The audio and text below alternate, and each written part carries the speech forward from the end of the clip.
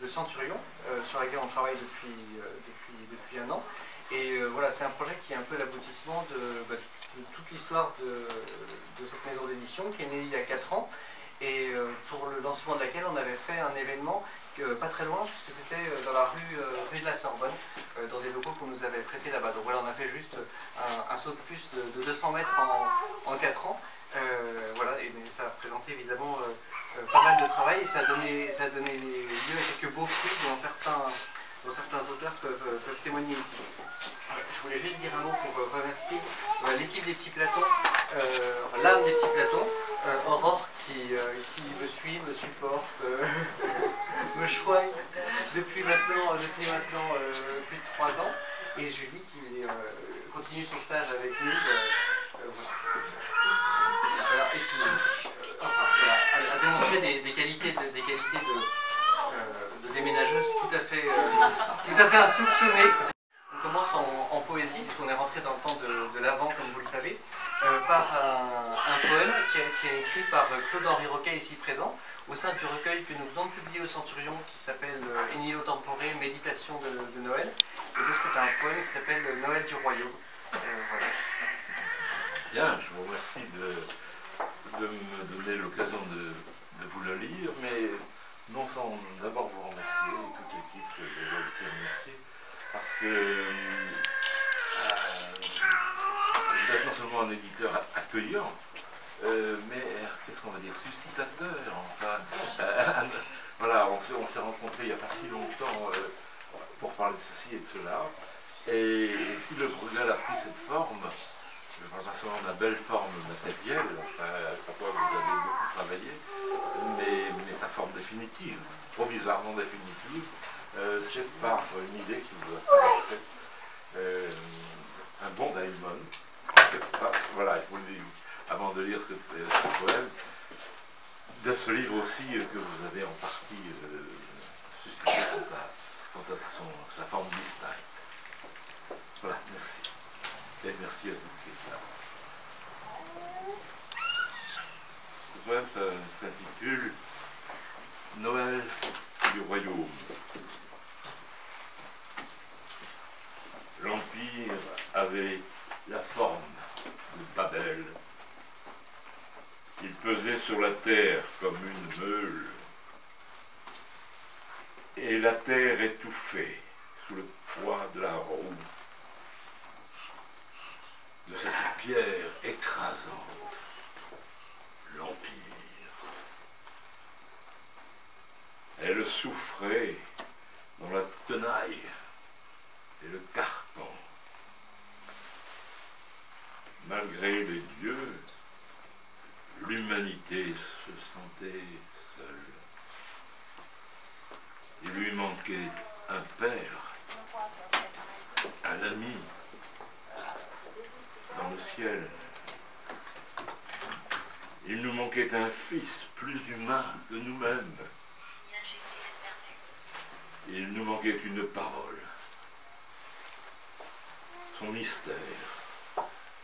Il nous manquait une veilleuse dans la nuit. Les jours nouveaux étaient pareils aux jours d'antan. Un César succédait à un autre César. Il y avait toujours une province qu'il fallait ajouter à la province la plus lointaine, comme là-bas, dans sa cave, tasse un autre sac. Et puis cet autre encore. Il reste assez de place. Quand viendra l'heure de ton dernier souffle, que feras-tu de ton trésor de boue?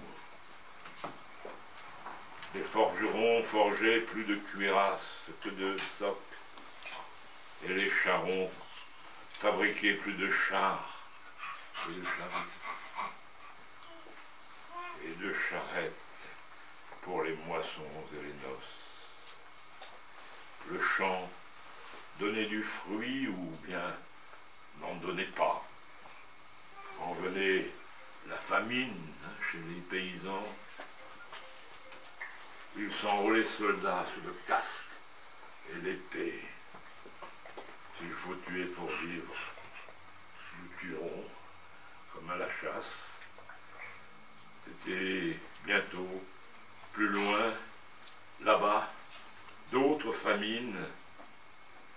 des révoltes qu'il fallait juguler par le sang.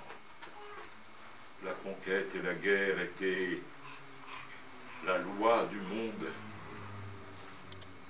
On saluait au carrefour le bronze des Césars, ou la pierre, le marbre de leur simulacre. Leurs mains levées au milieu des nuages, comme s'ils imposaient leur discipline au vent. Nous vivions des malheurs et vivions des bonheurs. Que manquait-il? Il nous manquait la joie. Il nous manquait de n'être pas plus que nous sommes. Ne vivons-nous que pour un jour cesser de vivre? Sommes-nous que cette haleine fugitive est le temps d'un regard qui s'étonne et s'éteint? Ne sommes-nous que cette âme captive de l'ombre au cœur, mon cœur, comme tu n'es lointain? Alors Dieu vint parmi nous, se fit homme. Il fut pour nous le chemin et la voie, la vérité, la vie, et cette main tendue comme la main qui sauve un enfant qui se noie, il nous rendit la lumière perdue. Depuis le premier jour, au sortir du jardin, que nous avons quitté, mais qui fut nôtre, Dieu voulut parmi nous se faire fils de l'homme. Ce fut un jour de neige, à la fin de décembre, en un lieu du hameau de Bethléem. Quelques bourgades obscures, très pauvres, de Palestine. Et tandis que César Auguste dénombrait les escrivants de son encre latine, un à un, en tout lieu, la foule des vivants, comme un pêcheur lance la nasse dans le temps, l'empire, doucement, se changer en royaume.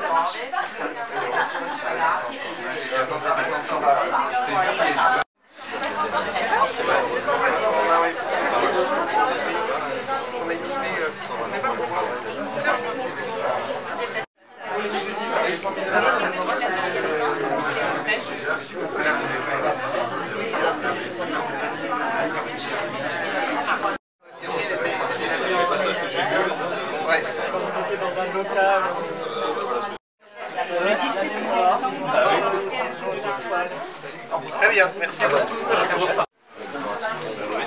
C'est ouvert à tous.